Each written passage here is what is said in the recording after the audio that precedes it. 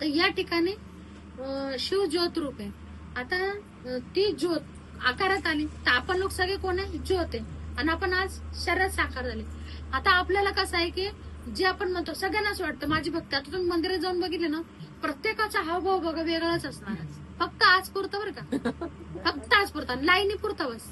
आत गेलं ना तर ढकलतात, आत गेलं ढकललं, ताटही तुमचं पडतं तरी, किंवा जे 7-8 लाख तेही जो बसलेला असतो पुजारी तो काय करतो, दक्षिणा घेतो, नारळ एका साईडला फेकतो, फक्त दक्षिणा घेतो है ना, दक्षिणा घेतो तर नाही फेकत, दक्षिणा वडून घेतो, नारळ एका साईडला, आणि नारळाचा डीग लागतो, नारळ लगेच मागच्या दाराने परत दुकानात.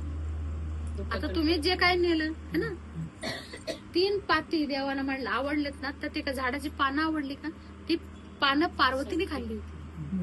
ही पानं खाऊन पार्वतीने तपस्या खूप वर्ष केली. ती पण पायाची वल्ली नव्हती खात, ती सुक्की खात होती, वाळलेली बेलाची पानं. ते भक्ती केली ती पानं, मग ते खाऊन ती काळी पडली होती पानं, खूप काळी झाली ती. मग खूप काळी झाली आणि हे कर्पूर गौरव कापरासारखे गोरे होते. हिने प्रसन्न केले. तो आजचा दिवस होता. मग भगवंतांनी गंगेला सांगितलं तिला स्नान घाला. मग स्नान घातल्यानंतर ती गोरी झाली. नंतर मग विवाहाचा आजचा दिवस परत विवाहाचा फलन. म्हणजे आजच्या दिवसात खूप बऱ्याच काही गोष्टी घडतात की महादेवाने आज विवाहाला तयार झाले. का झाले तर तारकासुराचा ना झाला. म्हणजे महादेव खूप वैराग्य होते. बघा तुम्ही, एक होती शिवज्योत, जी संपूर्ण जी येत नाही जी जात नाही ते शिव आहे. त्या शिवाचं साकार रूप झालं महादेव, जे आघोरी रूप म्हणलं जातं. त्या आघोरी रूपावर कोणी प्रेम केलं? सतीने प्रेम केलं. तुम्ही प्रेम करताल का? गुरु म्हणून सांगितले, गुरुला कधी रूपा रंगाने प्रेम नसतं, साकार रूपानं, म्हणजे देहाने कधी गुरुला प्रेम करायचं, रूपाने सतीला प्रेम करतं. पण सतीचाही बेशुद्ध झाली तिचे रूप, पण पार्वतीने त्याच रूपावर्षे लग्न केलं. मग तिथून तुम्ही बघू शकता ती शिवलीला काय ते शिवपुराण, ते महादेव आणि सतीचे शिवपुराण, शिवलीला अमृत शंकर आणि पार्वतीचे. आणि काशीखंड मध्ये पूर्ण ज्ञान दिले तुम्ही. आणि आता तुम्ही आज म्हणता शिवरात्र, किती लोकांनी शिवपुराण वाचले, किती लोकांनी काशीखंड वाचला, किती लोकांनी शिवलीला अमृत नाही वाचले ना. मग फक्त असंच का उपास? उपवास म्हणजे काय? जे उप म्हणजे जवळ आणि त्याचा सहवास. तर सगळ्यात जवळ काय असतं, शरीर का नाम असतं? मग त्या नामाच्या सहवासात राहा ना, ऊर्जेचा सहवास. नामच ऊर्जा देतं का? आता दिवसभर तुम्ही माझ्या सहवासात राहिले, मला तर आवडेल का? पण नामात काय लागतं ना? नाही ना, नाम सांभाळा ना, नाम सांभाळा. नाम ही लोक पण तारतन पौरलोकात पण रस्ता बनवतो, पण साकार बनवतो. मग हे उपवास कुठं मी एवढं वाचते ना, पण असं कुठं नाही सांगितलं उपाशी राहा. उपाशी राहायलाच नाही, उपाशी नाही सांग, उपवास सांगितलंय. काय घडला पाहिजे? उपवास घडला पाहिजे.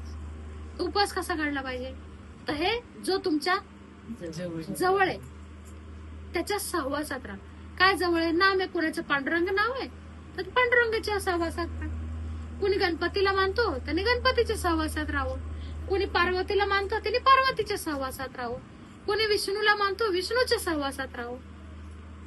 तर या ठिकाणी तुम्ही त्या शक्तीच्या सहवासात राहा, ज्याला नाम नाही, रंग नाही, रूप नाही. पण त्या शक्तीपर्यंत जाण्यासाठी आपल्याला नाम असावं लागतं. आता शिवाला कसं नाम नाही, रंग नाही, रूप नाही. तर या ठिकाणी की ज्यावेळेस तुम्ही ध्यान साधना करायला बसता तर त्यावेळेस शिव म्हणजे ध्यान आहे. काय? शिव म्हणजे ध्यान, शिव म्हणजे ज्ञान आहे. शिव म्हणजे पाचनाचं नाहीये. ते कसं की बाबा मनुष्य लोकात सगळ्यांना ज्ञान मिळेल का? सगळ्यांना मिळेल का? नाही मिळणार ना, सगळ्यांना मिळणार नाहीये. मग कमीत कमी पहिली पायरी सगळ्याला मिळाली पाहिजे ना. म्हणून ती पहिली मूर्ती पूजा सांगितली. तिथं गेल्यानंतर आपल्याला जसं मुलाला बालवाडीत पाठवलं तर बसायची सवय लागते, नंतर शिकायची गोडी लागते, असं म्हणून तो आपल्याला. आता 10वीच्या मुलाला तुम्ही मनावर पहिलेलं बस म्हणून बसन का तरी? मग काय सांगितलं महादेव म्हणतात, ज्ञानी मंदिर में जाते हो मुझे प्रिय नाही लगते. ज्ञान कळलंय ना? गुरुच्या रूपात मीच तरी तुमच्या बरोबर. अरे गुरु मीच आहे, गुरु रूप मीच आहे, गुरु मीच आहे.